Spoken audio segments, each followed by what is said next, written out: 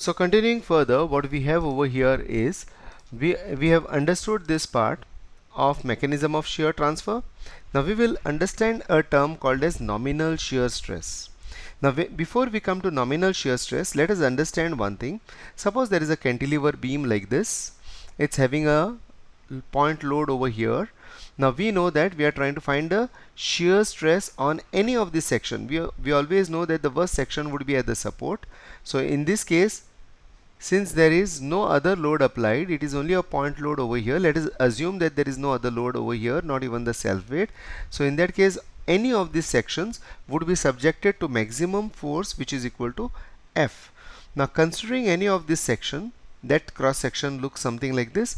We know that the shear distribution over here looks something like this. That's a shear distribution. We have already studied this in analysis of structures earlier, how to find a shear distribution in the beam. So the shear distribution pattern is like this. When we are now this particular shear force, or the shear force whatever we are getting over here, sorry, the shear stress what we are getting over here, the formula used over here is SA y bar upon IB. S, or in this case it is F, then A, okay, y bar is this distance, whatever is this distance, and B is here, I is the I of the section. So SA y bar upon IB, when we are using, we are getting this particular pattern. Now when we are using this particular concept in RCC, what we are doing is we are not using the one for maximum shear stress. What we are using the term is for average shear stress. We take the average of this. The average shear stress is a term which has been defined. So what is that average shear stress? Average shear stress is denoted as tau AV, tau average, and tau average is used while designing the RCC beams. Now tau average is defined as the ratio of the shear force to the area of cross section of the resisting shear force. Now that is the shear force divided by the area of cross section, that is B multiplied by the effective depth, the area of the cross section. So tau average is equal to the shear force which is coming divided by the area of cross section, or in real terms, this tau average at the worst section, that is at the support, would be the shear force over here coming over here. Obviously in this case it is equal to F divided by the section over here, that is B multiplied by D. So that is what we are getting over here, tau average. But please note one thing, as I have said earlier, shear resisting mechanism is very complex. Shear by itself is very complex, and over here the value what we are getting is only the average value. Please note, we are getting the average value, it is not equal to the maximum value. So tau V, what we are getting, tau AV is the value obtained to help the structural design and to control shear stresses in the RCC beam, whereas the actual value of tau AV it is maybe slightly different, okay. Try to understand what we are taking over here is the average value. So we understand that it is tau AV. The code uses the term tau V later on for the same one, the shear force, the maximum shear force which is coming divided by the area of cross section.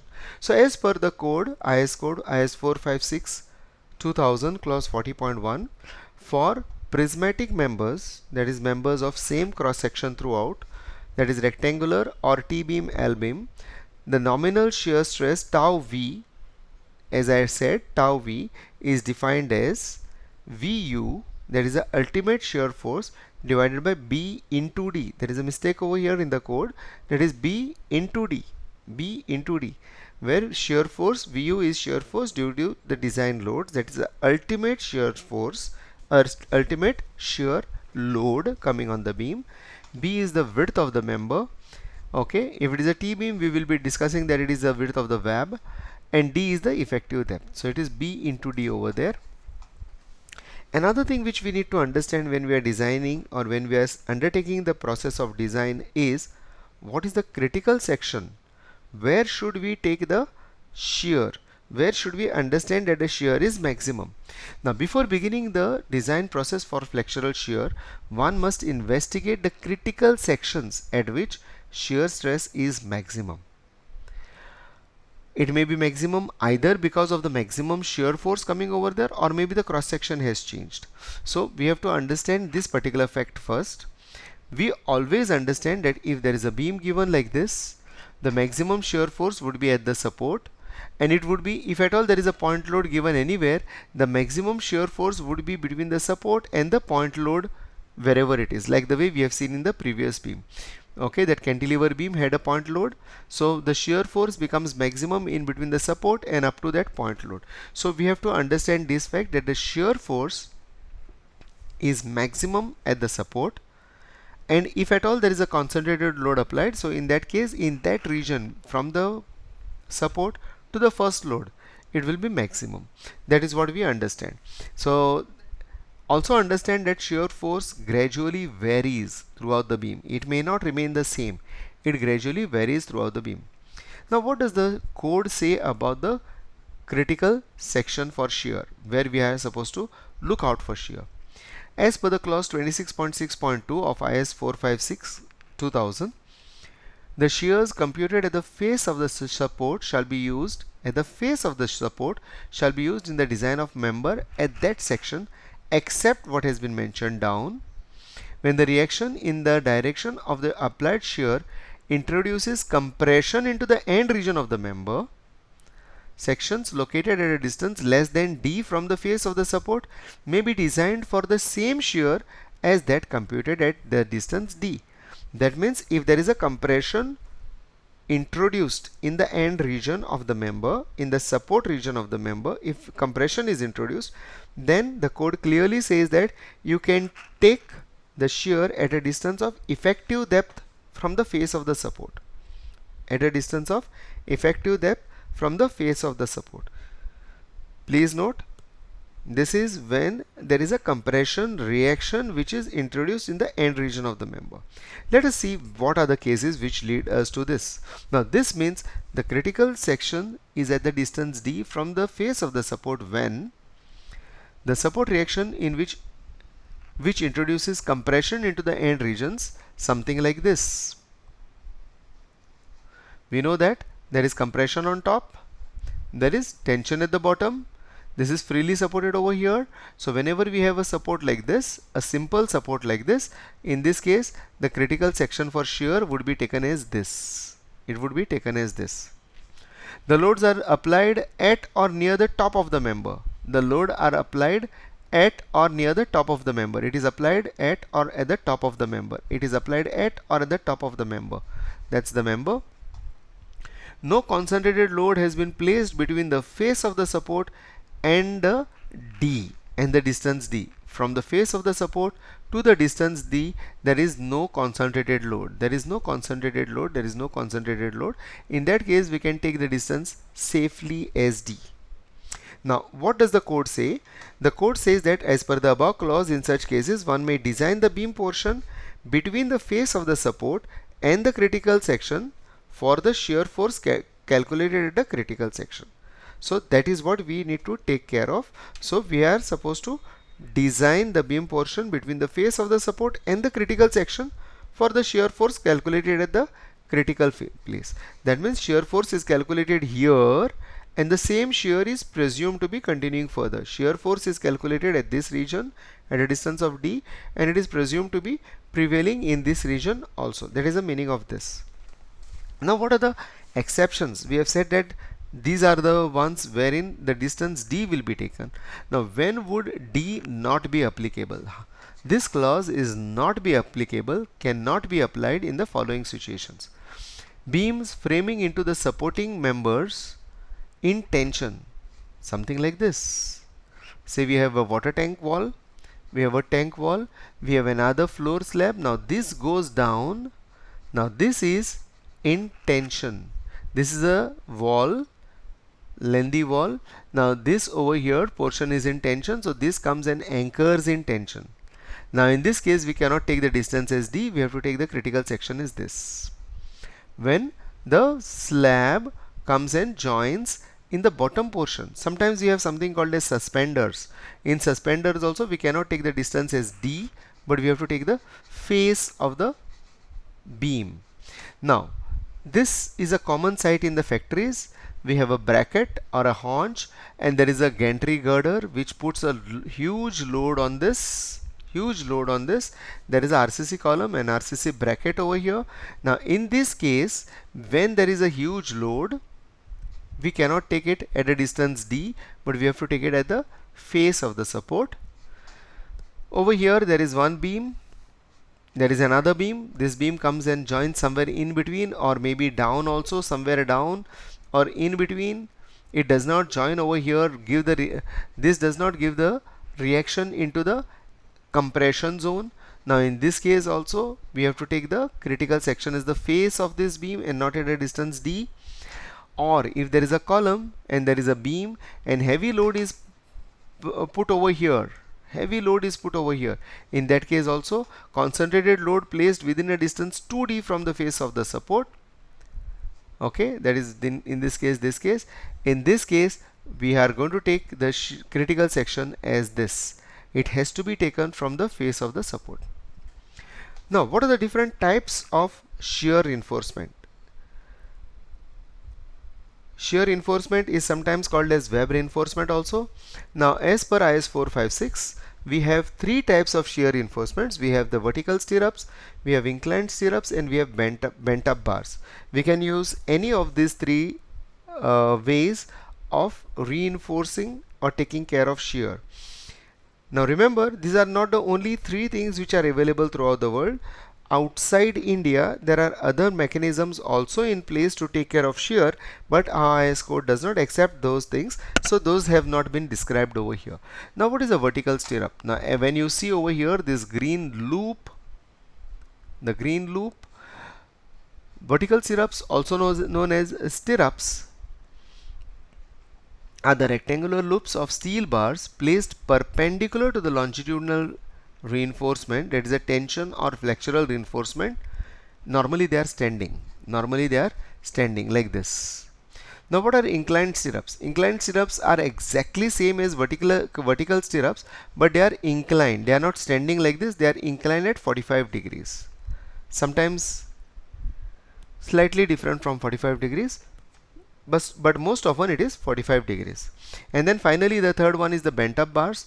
Bent up bars are the reinforcing steel bars. The reinforcement which is provided in tension, the down one, it is the same one which is bent and taken into the support, bent and taken into the compression zone. The normal bent up angle is about 30 degrees. So it can be 30 degrees, it can be 45 degrees depending upon the engineer who is designing this. So these the reinforcement is required maximum at the mid span. We all understand flexural reinforcement is maximum required at the mid span. As we come to the support, the requirement of the reinforcement reduces, so those many bars can be bent up and they can be taken into compression zone. So that is the bent up bar. Now what is the significance, what is the importance of using this shear reinforcement? The shear reinforcement in the beams contribute to the strength of shear. Okay, in how many ways? Now Park and Pauley in their paper in 1975 has proposed this. They said that the shear stirrups share some portion of the shear. So VUS, that one component of shear resisting mechanism, is due to the shear stirrups. The shear stirrups also increase the dowel action. They effectively support the longitudinal reinforcement. The longitudinal reinforcement remain in place. The crack which is trying to crack the longitudinal reinforcement cannot do it because the shear stirrup is there next to it. So the shear stirrup also resists the crack. So because the shear stirrup resists the crack, the dowel action is more supported of the longitudinal reinforcement. The shear stirrups limit the opening of the diagonal cracks. The diagonal cracks, the cracks which are inclined in nature, which try to traverse within the heart or the core of the concrete beam, the shear stirrups intercept them. They don't allow the cracks to wide open, to get opened up, and the stirrups resist this, obviously within the elastic limit, and further on it enhances the shear transfer by the aggregate interlock, because when the shear stirrup uh, stretch tries to yield due to the loading, obviously it helps the aggregate interlock because aggregates are closely placed next to the stirrups. The stirrups also provide confinement to the core concrete. Now when this confinement is provided, the shear resisting capability of the concrete improves.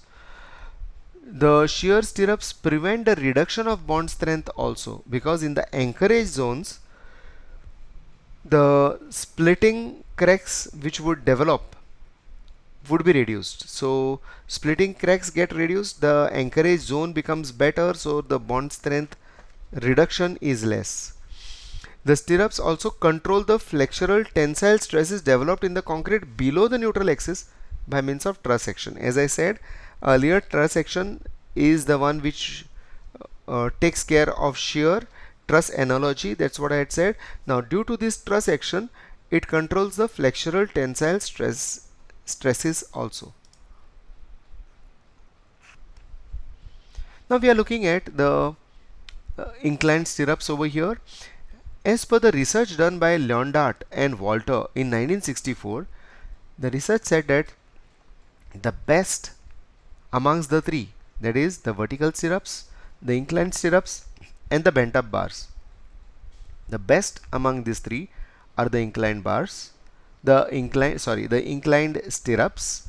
The inclined stirrups give the best resistance because they intercept the cracks directly, and they are having more other than this benefits also, which we are going to discuss. First is the inclined stirrups, which are the best. Second is the vertical stirrups. Third is the bent up bars. Let us see the mechanism also. Now what are the vertical stirrups? The vertical stirrups are the transverse reinforcement, the reinforcement perpendicular to the longitudinal reinforcement in the form of a rectangle. Mostly it is closed, sometimes it is given in the U-shaped fashion also, which is acceptable. They are usually vertical and taken all round. They have to be going all round, covering the outermost tension as well as compression reinforcement. It should be going all round, outside the tension reinforcement, outside the compression reinforcement, covering all of them within. All these reinforcements should be within the stirrup. Now vertical stirrups generally adopted in India have a 135-degree hook. Now look at this. This bar would have gone straight. This bar would have gone straight. Now that bar has been bent at 90 degrees and then 135 degrees. So this bar gets bent by 135 degrees. Similarly, this vertical bar would have gone straight, that has been bent further. Okay, so we find that these bars have been bent through 135 degrees. The bars have been bent by 135 degrees. Now how much is this hook length? The code is very clear. This hook length is 6 to 10 times diameter. Whatever is the diameter of the bar, 6 to 10 times the diameter. But remember, it cannot be more than 65 to 75 mm. Now suppose this bar diameter is 10 mm. Then this length, the hook length over here, can be 6 to 10 times diameter. 6 times 10 would be 60. 10 times 10 would be 100. So anywhere in between 60 to 100 we can provide. We can provide 60 mm or maximum 65 mm as this, in case it is 10 mm bar. The stirrups are bent. Please note, the stirrups are bent and they are put within the concrete zone inside. They are not to be left outside. This bent has to be inside. It has to be within the concrete zone. Another thing which needs to be noticed over here, and we have to remember, is all the hooks have to be in the compression region only. The hooks cannot be in the tension region. Hooks have to be in the compression region. The hooks have to be provided in the top region, otherwise the bearing stresses would be so high that it would the stirrups are bent in the compression zone around the hanger bars, which reduces the bearing stresses under the hooks.